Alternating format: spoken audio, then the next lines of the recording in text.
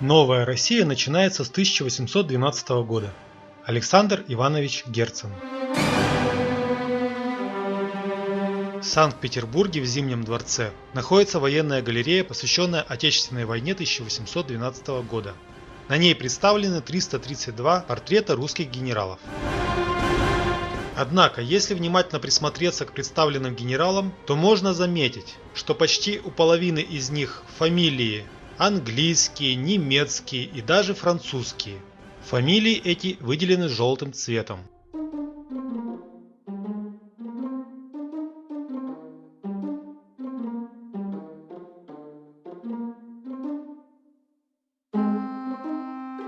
Несмотря на то, что у большинства место рождения и место смерти стыдливо замалчивается, вы можете найти, что некоторые из них родились в европейской стране и умерли тоже где-то в Западной Европе, вероятно, выполнив свой долг перед нашим Отечеством.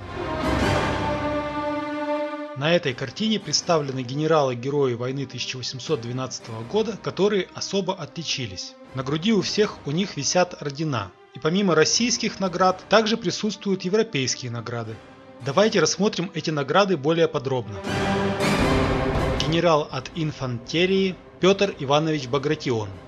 Здесь я показываю только ордена стран, против которых, согласно официальной версии, воевали российские генералы.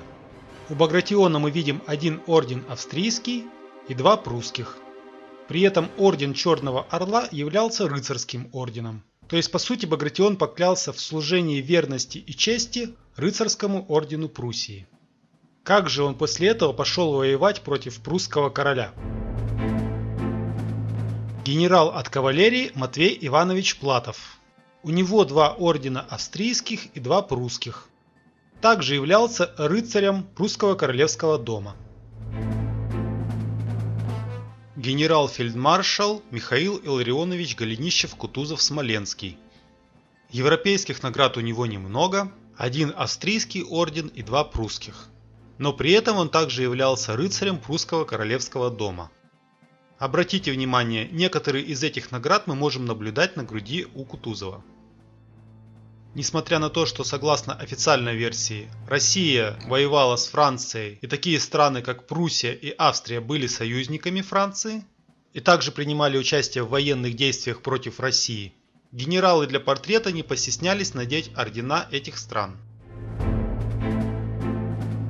Генерал-фельдмаршал Михаэль Андреас Барклай де Толли. Человек с откровенно французской фамилией.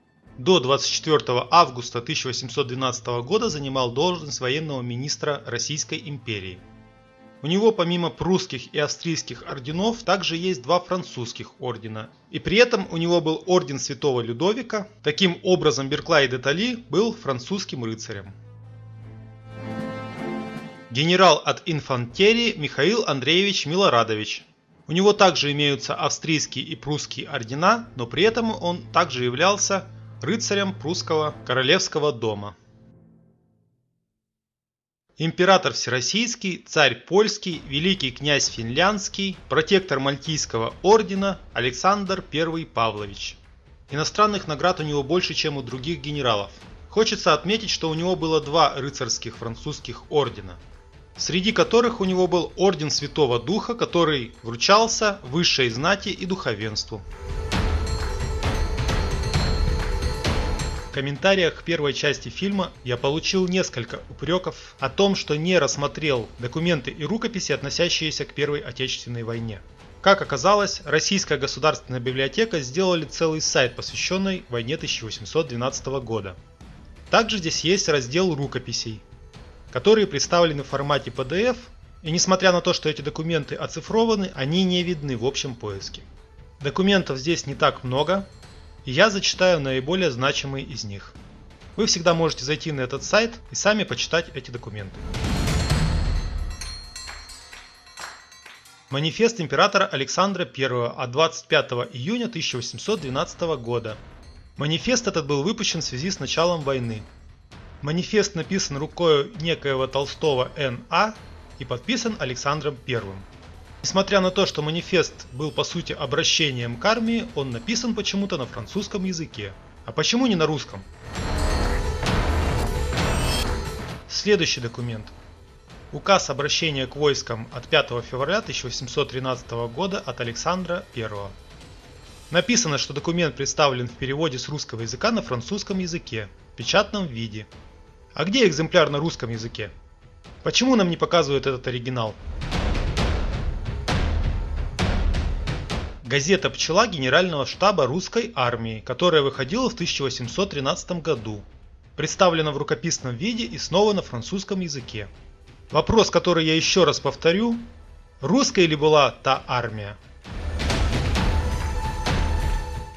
Наконец попался документ на русском языке. Называется «Оправдание главнокомандующего Барклая де Толли в действиях его во время Отечественной войны с французами в 1812 году». В нем подробно объяснена невозможность дать генеральное сражение на первых этапах войны, необходимость планомерной подготовки к этому сражению, а также отступление русской армии в Царево займище. Казалось бы, вот он документ, который раскрывает основную интригу поведения российских войск в войне 1812 года. Однако при ближайшем рассмотрении оказывается, что документ был окончательно написан в декабре 1821 года. Но как мы знаем из биографии Барклая де Толли, он скончался в 1818 году. Так писал ли этот документ Михаэль Андреас? Или документ был полностью написан гораздо позже его смерти? Также здесь приведено письмо Кутузова Гавриилу Петровичу Ермолову. Это не тот Алексей Петрович Ермолов, герой войны и известный освободитель Кавказа, а его дядя, который был в гвардии прапорщиком. Письмо это помечено аж 1865 годом. Вполне возможно, что эту пометку сделал уже сын Гавриила Петровича. Это не настолько значимое письмо, которое бы хотелось увидеть. А где переписка Александра I и Наполеона? А где переписка Кутузова с Наполеоном или переписка Кутузова с Александром I? Еще один документ, который приведен здесь на русском языке, называется «Представление генерала от инфантерии Барклая де Толли императору Александру I о движении армии в 1812 году». Написано: интересно в документе объяснение потери Москвы, которое произошло благодаря внешним обстоятельствам руководства русскими войсками, вышедшими по приказанию свыше из-под власти Барклая де Толли. Изначально я подумал, что наконец нашел рапорт, который вышел в 1812 году, прямо во время войны и на русском языке. Однако в конце рукописи приведен отрывок из стихотворения Александра Сергеевича Пушкина, которое он написал в 1835 году. И соответственно рукопись была написана гораздо позже и опять непонятно кем. Стихотворение это Александр Сергеевич посвятил Барклаю де Толли. Приведенный отрывок я вам сейчас зачитаю. Прошу вас задуматься о смысле этого приведенного отрывка. «О вождь несчастливый, суров был жребий твой, все в жертву ты принес земли тебе чужой, непроницаемый для взгляда черни дикой, в молчании шел один ты с мыслью великой, и в имени твоем звук чуждый не взлюбя, своими криками преследуя тебя, народ, таинственно спасаемый тобою, ругался над твоей священной сединою». Как понятно из приведенного отрывка, и писатели, и поэты того времени все были в курсе об этой ситуации с Первой Отечественной войной 1812 года, но им запрещено было говорить правду. В описании к видео я поставлю ссылку на эту страницу, и вы можете сами убедиться, что значимых рукописей войны 1812 года тут очень мало. Складывается ощущение, что оставлены только те письма, которые подтверждают официальную версию.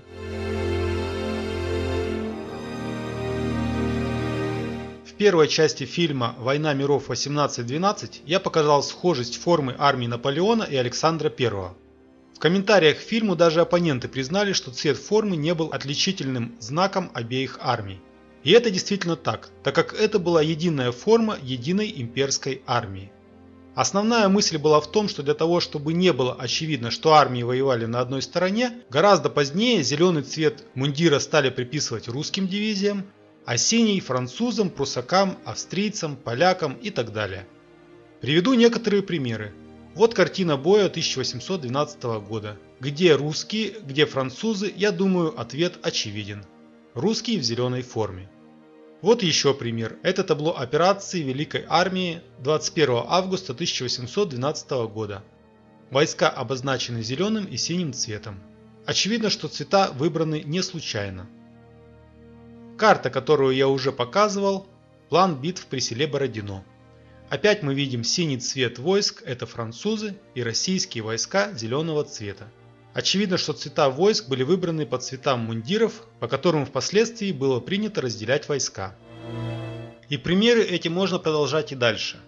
Вот современная картина. Французы в темно-синих мундирах, русские в зеленых. А почему автор не нарисовал всех солдат в одинаковом цвете мундиров?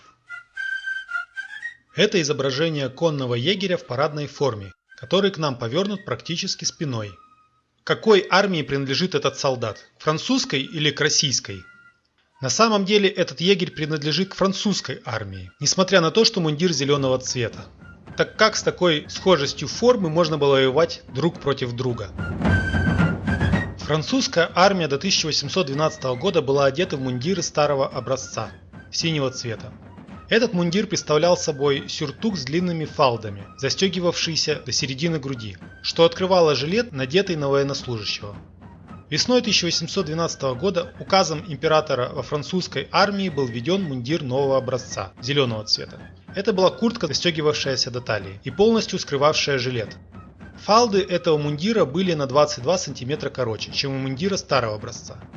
Однако этот указ не касался императорской гвардии, и все гвардейцы, кроме только что созданного полка гвардейских гренадеров-фланкеров, продолжали носить мундиры старого образца до самого конца наполеоновской эпопеи. Естественно, что до вторжения в Россию промышленность не успела переодеть в новые мундиры всю многочисленную наполеоновскую армию, и большая часть французских полков воевала в России в мундирах старого образца. После разгрома и гибели Великой армии вновь создаваемые полки сразу обмундировывались в мундиры образца 1812 года. Но из-за их нехватки в ход шли и старые запасы обмундирования. Кроме того, вливавшиеся в армию тыловые и резервные части воевали в тех мундирах, которые у них уже были. Таким образом, до самого крушения Наполеоновской империи французская армия использовала оба мундира – и старого, и нового образцов.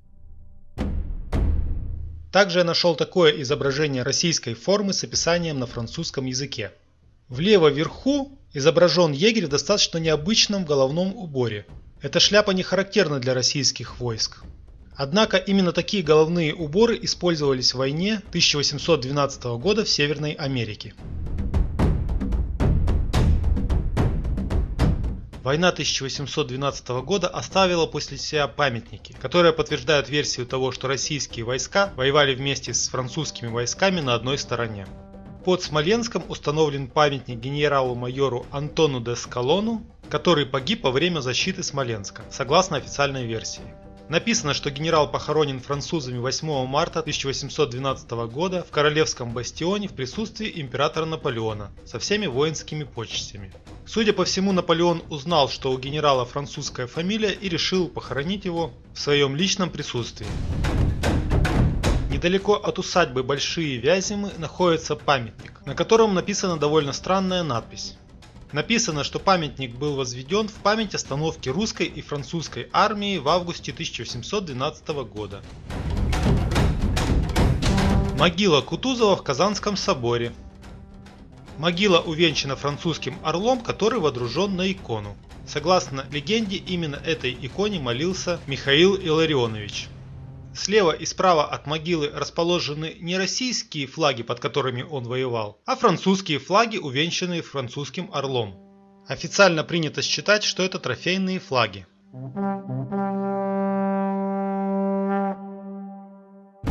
На этом странности с Кутузовым не заканчиваются. В книге, которая называется «Наполеон. История великого полководца», и которая была выпущена в Санкт-Петербурге и в Москве в 1912 году, приводится фотография, которая подписана как «Кутузовская изба близ Москвы». Это та самая изба, в которой Кутузов, согласно официальной версии, отсиживался, пока Наполеон был в Москве. Судя по всему, впоследствии из этой избы был сделан музей. Самое интересное, что с правой части на фотографии мы видим портрет не Александра I или Петра I, а Наполеона Бонапарта. Это известный портрет работы де ла Роша. Фотография была сделана намного позже, но у никого не возникло даже мысли снять этот портрет. Так какие вам еще нужны доказательства, что Кутузов воевал на стороне Наполеона? На этой картине изображен памятник на месте переправы французов в деревне Студеньки в 1812 году. На памятнике помещены профили Александра I и Наполеона Бонапарта. Правда, сейчас портреты поменяли, а какие были раньше, изображено на другой странице в этой книге. Мы видим, что оба императора изображены в виде мрамора. Оба увенчаны римскими венками. С первого взгляда даже трудно понять, кто есть кто. То, что это именно эти императоры, понятно только из-за подписи внизу рисунка. Согласно истории, именно в этом месте армия Александра нанесла ощутимый удар по французской армии и по сути уничтожила ее. Однако, не зная этой истории и глядя на профили императоров, такое вряд ли придет в голову. Оба государя изображены на равных, так же как на десятках других памятниках и медалях. Очевидно, что даже 100 лет спустя представления о войне 1812 года были совсем другие. Также здесь приведен такой отрывок, который относится к периоду, когда Наполеон захватил Москву.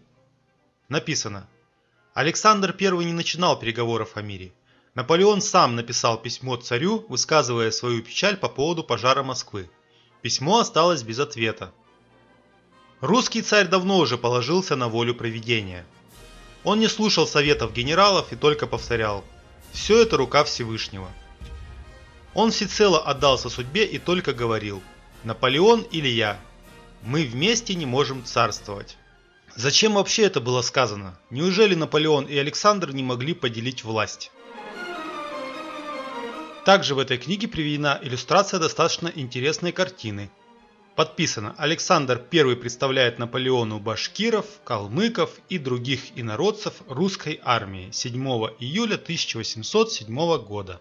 Ну, во-первых, можно ли называть русской армию, в которой почти половина генералов были иностранцами, и которой сам Александр I обращался на французском языке?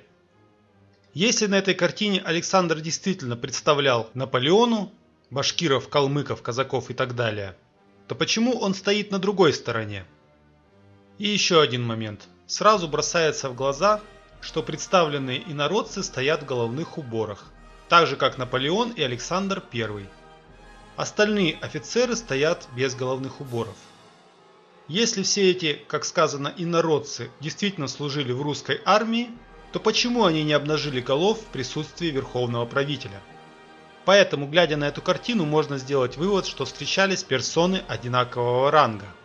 Я полагаю, что здесь запечатлена последняя встреча представителей западного и восточного миров. И на этой картине мы видим ханов различных царств.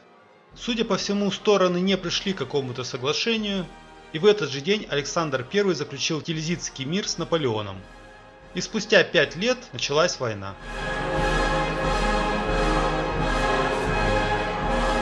В первой части я показывал книгу Джона Джеймса, которая называется «Журнал путешествия в Германию, Швецию, Россию и Польшу». Там я приводил подробное описание того, как Наполеон взрывал Кремль. Я нашел французскую иллюстрацию, которая так и называется «Взрыв Кремля». Официальная история нам рассказывает, что Москва была сожжена отступающей армией, однако существует уже несколько подтверждений того, что скорее всего все было не так. И это позволяет нам усомниться в официальной версии.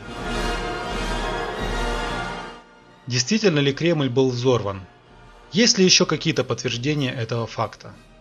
В книге, которая называется «Материалы к истории императора Александра I и его эпохи», есть упоминание о проекте медали, на котором изображен император Александр I, так же как Георгий Победоносец на коне поражает копьем чудовище. Далее написано: на левой руке щит с изображением всевидящего ока и даты 1812. Вдали взорванный Кремль. Судя по всему, медаль не была утверждена, хотя интересно было бы на нее посмотреть. В этой книге есть несколько проектов медалей с Александром I, убивающим змея. Судя по всему, в дальнейшем от этой идеи решили отказаться. На место Александра I поместили изображение неизвестного юноши, и изображение это отнесли к изображению святого Георгия Победоносца. А сюжет картины позаимствовали с другой известной картины Наполеона Бонапарта.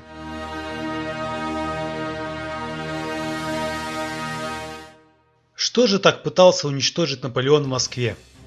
В документе, который называется «Кремлевские башни и стены, существующие и разрушенные неприятелем в 1812 году», я нашел следующее изображение Кремлевской стены. На крышу башни помещен не привычный нам крест, а непонятная конструкция. Что же это может быть? Обратите внимание на название документа. То, что эти объекты были целенаправленно уничтожены, похоже, ни для кого не было секретом. А вот другой похожий документ. На нем изображена другая башня. Но также наверху мы наблюдаем непонятный узор. Сторонники атмосферного электричества могут сказать, что это такая антенна для приема статического электричества из атмосферы. Известно, что граф Кутузов вел переписку с Наполеоном через его адъютанта Лористона. Когда французы захватили Москву, согласно официальной версии, партизанское движение было очень сильным. И народ вылавливал французов, которые ходили поодиночке или отставали от отрядов. Естественно, с этими французами не церемонились, и поэтому Наполеон обратился к Кутузову с следующим предложением. Написано: сделанное Лористоном 23 сентября, он просил прекратить народную войну, которая, будучи возбуждаема и поддерживаема партизанами, износила неприятелю столь страшный вред. Фельдмаршал отвечал: народ разумеет войну эту нашествием татар и, следовательно, считает всякое средство в избавлении себя от врагов не только непредосудительным, но похвальным и священным. Очень странная просьба Наполеона, как командующего армией, которая уничтожала города и села России. Но если посмотреть на эту ситуацию с другой стороны, когда армия под предводительством Кутузова и армия под предводительством Наполеона воевали на одной стороне, то все встает на свои места. Естественно, народ сопротивлялся захватчикам, и Наполеон обратился к русскоговорящему генералу в надежде, что тот договорится с людьми, которые тоже говорили на русском языке, о том, чтобы они прекратили сопротивление. На другой странице в этой книге автор пытается разъяснить следующее утверждение, которое было непонятно уже 50 лет спустя войны. Утверждение следующее. Во время движения на Москву он, Наполеон, нигде не имел в тылу своем неприятеля. Можете сами почитать, какие автор приводил объяснения. Предлагаю ознакомиться с подтверждениями того, что Наполеон нигде не имел в своем тылу неприятеля.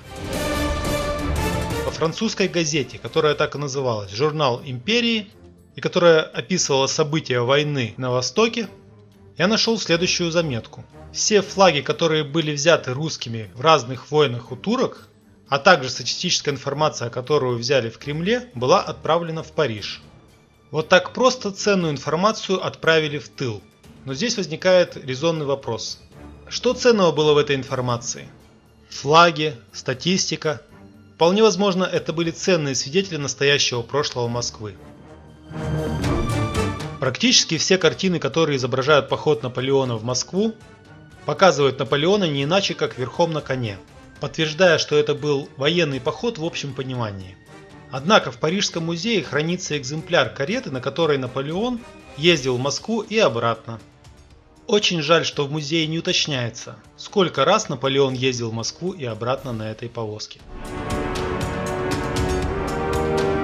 Одной из темных пятен войны 1812 года является вопрос, почему князь Голенищев-Кутузов получил титул Смоленского.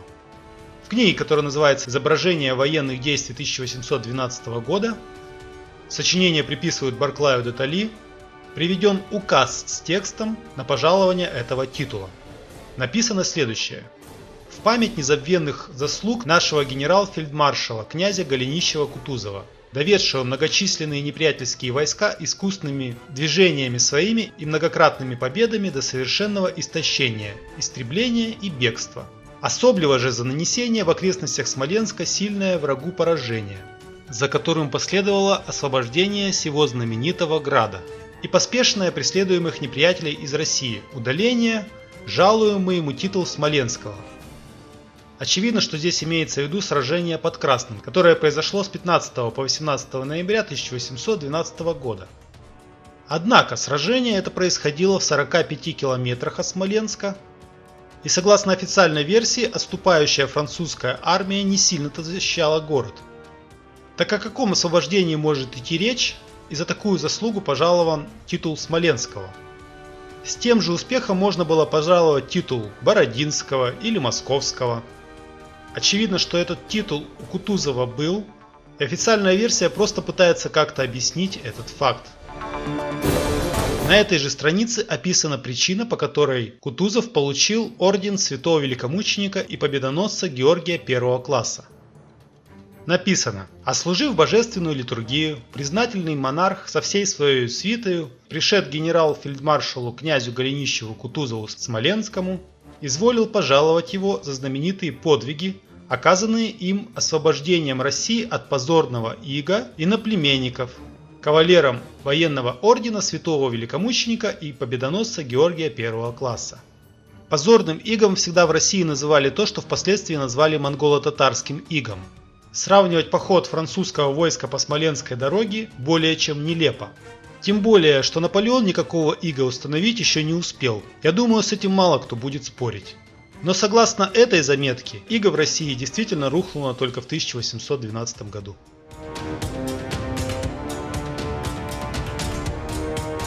Одна из непонятных историй войны 1812 года – это ожидание Наполеоном каких-то бояр под Москвой. Каких бояр ожидал Наполеон? Ведь такого сословия в России, согласно официальной истории, давно не было. Во французской картине, которая называется «Вход французской армии под командованием императора Наполеона в город Москву», мы как раз и видим этих бояр. Обратите внимание на одежду этих людей и головные уборы. На картине видно, что Наполеон входит в город с музыкальным оркестром. В целом, картина представляет из себя театр абсурда. Жители города вышли на улицы, чтобы встречать французов, а в это время горят башни города и разрушаются от огня. Был ли художник очевидцем этого события? Очевидно, что нет. Москва нарисована вполне по-европейски. Судя по всему, художники рисовали картины по событиям, которые им были описаны. И подобные картины дают основания полагать, что некоторые бояре действительно были, и вполне возможно, что они совершили предательство и открыли ворота Наполеону. Еще одна картина, которая называется «Вход французов в Москву». Почему французские художники в своих картинах упорно описывали события, которые расходятся с версией, описанной в наших учебниках? Здесь также город выглядит уж очень по-европейски. На башне мы видим изображение нечто больше напоминающее антенну, нежели крест.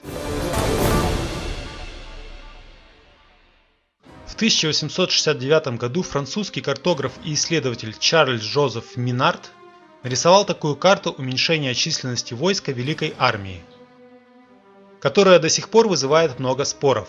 Согласно этой карте в Россию вступило 422 тысячи солдат, однако согласно этой же карте армия начала исчезать еще до наступления морозов на обратном пути в Париж. Например, после Витебска осталось только 175 тысяч человек, а после битвы под Смоленском только 145 тысяч. При этом, согласно официальным сведениям, в битве под Смоленском на стороне французов погибло и было ранено 14 тысяч солдат. Куда пропали остальные 16 тысяч?